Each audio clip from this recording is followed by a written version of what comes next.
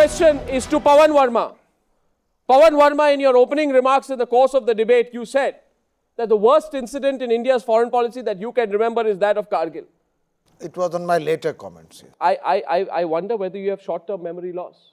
I did not say... Mr. Pavan Varma, January 2013, after the beheading of our soldiers at the border, our Prime Minister said after this dastardly act, there cannot be business as usual with Pakistan. Despite that, he went ahead, he rolled out the red carpet, he extended a lavish biryani lunch to the Pakistani Prime Minister in March, a month after the Hyderabad blast where the needle of suspicion was pointed and continues to be pointed at Pakistan. I wonder, Mr. Pavan Varma, whether it is only because you're desperate to be on the Congress party's right side today, and I wonder why. I wonder why that you have had short-term memory loss on any incident following Kargil. You want to revise your position. Now that you've asked me the question, please give me 30 seconds to answer. Yes, sir. I said Kargil is one of the more nightmarish incidents of India's foreign policy because it brought together... You said the most. The most. Because it brought together various elements of things that should not happen. Just before it happened, the Prime Minister of India goes on a friendship yatra in a bus to Pakistan. Yes. Meanwhile, our intelligence is so lax that we do not detect intruders into our territory which have been going on for months. After they come in and our soldiers begin to die, our response should have been to cross, in my view, the line of actual control and seal the border from the other side in order to prevent supplies to these intruders. We didn't do it. We went about to the chancelleries of the world asking for...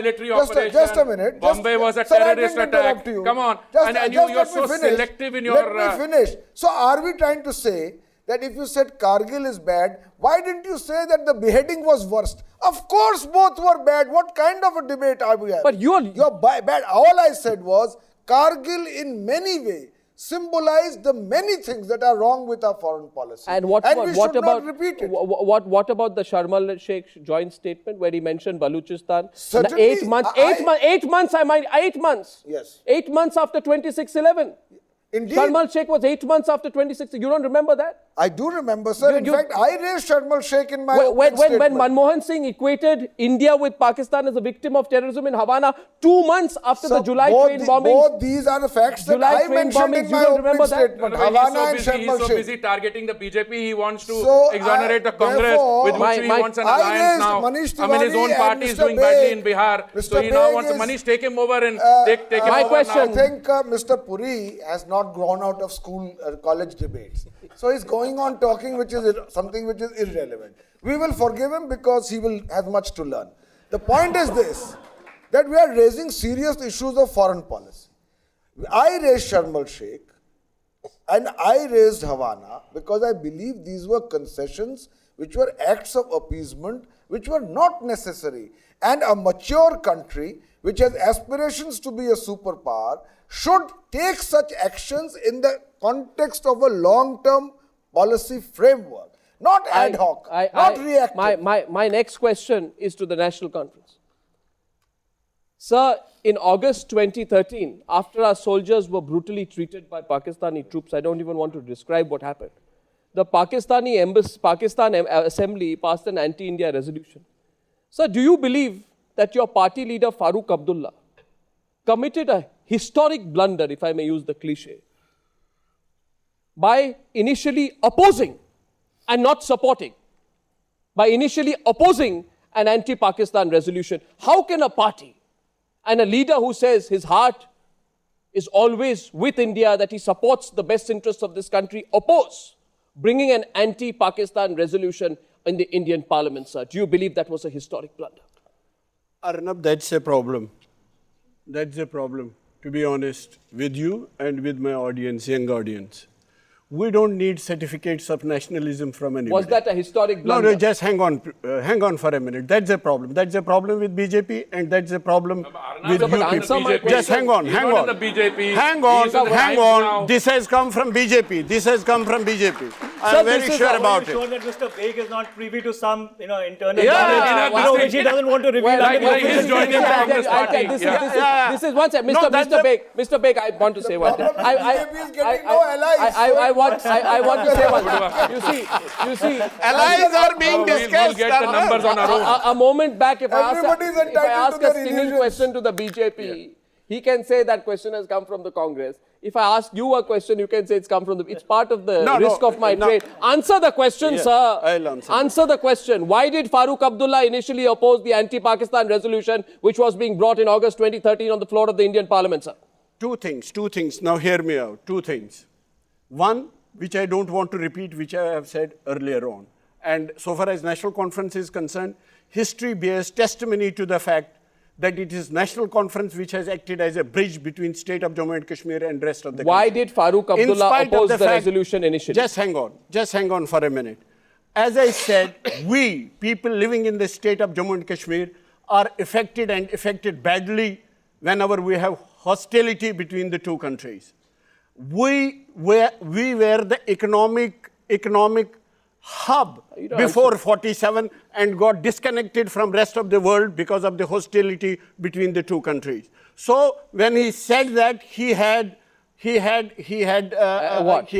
of Jammu and Kashmir haunting on his mind. And later, what did he do? Which way did you vote? No. So far as which way did you vote? So far as national interest is concerned, we we are are always with the national interest.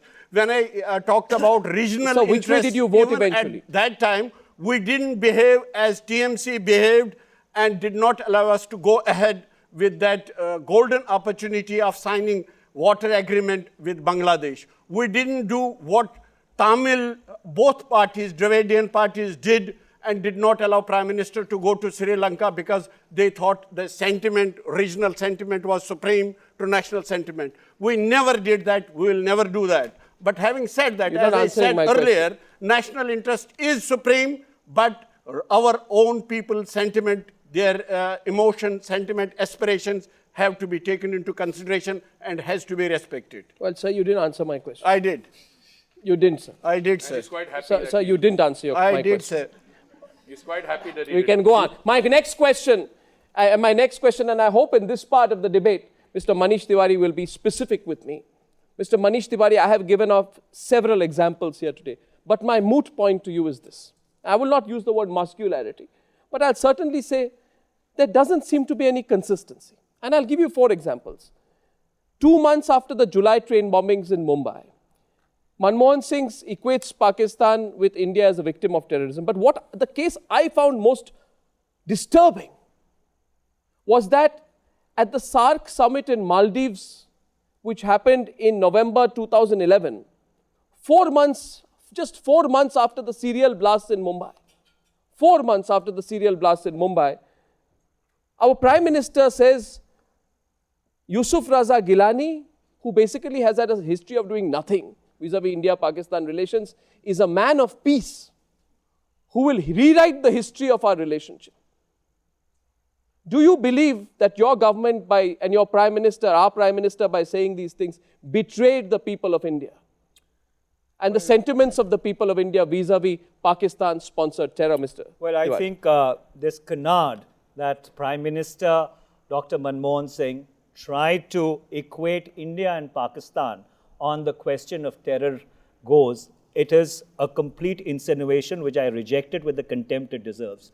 What the Prime Minister said was that if you sow the wind, you will reap the whirlwind. And because Pakistan became the nursery for terrorism, because Pakistan used terrorists as an instrument of state policy, you have a situation today in Pakistan whereby it has become a victim of terrorism itself. And let me give you some statistics. Let me give you statistics. Mr. Minister, at this stage, allow me a counter. My only question to you is, tell me one thing. Allow me to substantiate that. Then you must allow me to give you a counter after that. In 2005, the number of people who died to all forms of terror in India was 3,259. And in Pakistan, it was 648. In Pakistan, it was 648. In 2013, in India it was 885, and Pakistan it was 5,379. So you're making a case for Pakistan or a case for India? The short point I'm trying to make is... Are you making a case for Pakistan? What the Prime Minister Are you making said, a case for Pakistan? I'm not making a case for Pakistan. You are. What I'm trying to tell you is what the Prime Minister said. Where Pakistan was that when you sow the wind, you reap the whirlwind. Pakistan sowed the seeds of terror, and it is now reaping it in the manner in which its society has been radicalized, and there are bombings every day. And insofar as Mr. Yusuf Raza Gilani is concerned, yes. Look, over the past 64 years, or ever since independence, every Indian Prime Minister has made a consistent and a constant effort to see that we should resolve, without conceding ground, our problems with Pakistan. And if Dr. Manmohan Singh walked that extra mile, wanted to trust Pakistan, told Mr. Yusuf Raza Gilani that, all right, please act on Mumbai, please act on Mr. Dawood Ibrahim, my counter to you is, my counter. Do you have counters from this side? I have just one counter to you, Mr. Tewari, and the fact of the matter is this, that your government has not even backed your honest diplomats. And there are some here in the audience today who have spoken their heart out and spoken the truth. The one example I can tell you is when G.K. Pillai, our Home Secretary in 2010, made a reference to Headley's confession that implicated the ISI, in 2611. Their Foreign Minister, Shah Mahmood Qureshi, I think was the Foreign Minister then, he says that he equated Pillai's comments with Hafiz Saeed. And S.M. Krishna, our Foreign Minister, who has had the unique distinction of, I think, reading out Portuguese. Which Mr. Hardeep Puri gave to him. Yeah, whatever. Which Mr. Puri handed over to him incidentally. Instead of saying, allow me to come, our Foreign Minister, instead of saying, Mr. Tewari, that the Home Secretary has said the right thing, he's implicated the ISI, our Foreign Minister criticized his own honest Home Secretary to be on the side of the Goswami, Pakistan Foreign Minister. Goswami, I don't think there's anything more unfortunate than that. I don't think you do. But let me jog your memory. Well, the Home Minister of India at that point in time, Mr. P. Chidambaram, not only strongly supported the Home Secretary, but also endorsed what the Home Secretary had said. And insofar as the Foreign Minister is concerned, the Foreign Minister may have made a statement which you are referring to, but the position of the Government of India was consistent, that insofar as Mumbai is concerned, or the outrages with Mumbai is concerned, there is absolutely no question of conceding any ground to Pakistan. Well, Mr. Tiwari, I do not have selective amnesia, but I can certainly tell you. Why have you continued to engage the Pakistanis, including at summit level? You are all the time, when they come to you, did you even once say, till we get justice insofar as the perpetrators of the crime in Mumbai are concerned? Have you got any justice? What have you got from the Americans in terms of Hadley Chase or any of the other people who have been conniving along with the ISI? Mr. Tewari, I think you owe the country a simple explanation on what and how the Americans have helped you out on this whole terror issue vis-a-vis Pakistan. The Americans want to engage Pakistan, and you say, even the Americans are. We are not the Americans. Let's be very clear. We have a security threat which is live coming from Pakistan. If the Pakistanis are not reigning in the terror machine, there's no point you giving us statistics of more people dying from terrorist violence inside Pakistan than they're dying in India. Those guys are dying in Pakistan because the terror machine, that hydra-headed monster which they have created, is devouring its own creator. Whereas we are suffering loss of life and property because of Pakistan-based terrorists. So where is the equation?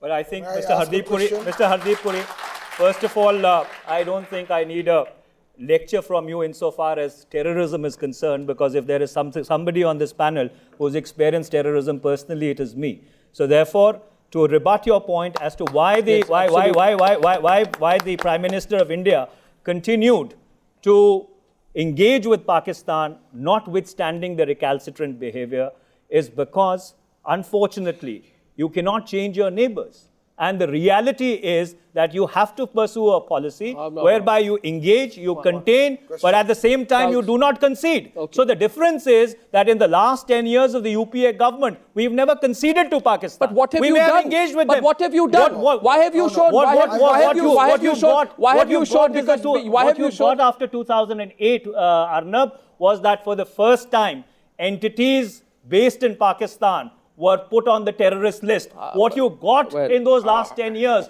was that there was They are global going recognition ahead of the and raising fact. the threshold. They're raising the threshold. They what kill you got was your global officers in the recognition embassy that in Pakistan is a Kabul. They pariah behead state, your which you soldiers. did not They have. attack And that Mumbai. is a The success of our threshold is going diplomacy. up. Okay, And what you is say the you are success of our considered diplomacy? anything. What we have- that we were what we have able got- to expose the true colors of Pakistan What we to have the world. got, one second, what we have got is that Rahman Malik, who was Interior Minister, said that the 2611 case would be a fast track. What we have got is that Salman Bashir, who is the present Pakistani envoy to India, has said the same thing all over again. What have we got, Mr. Minister? A counter question coming your way. Counter Mr. Goswami, question. allow me to Yes, answer that. because what you've got is that by constantly and continuous pressure that you've applied on Pakistan, today Pakistan is almost a pariah state in the world insofar as terror is concerned. So therefore, what also you've got is Mr. a Tewari, recognition can I- that Every not time only you, the- but every all time the the Prime other Minister- Oh, this is a democratic countries around the fascinating world argument. are now Every mounting time the up Prime Pavan Minister Varma talks to the to Pakistani, see that they it becomes dismantle a their pariah infrastructure. state.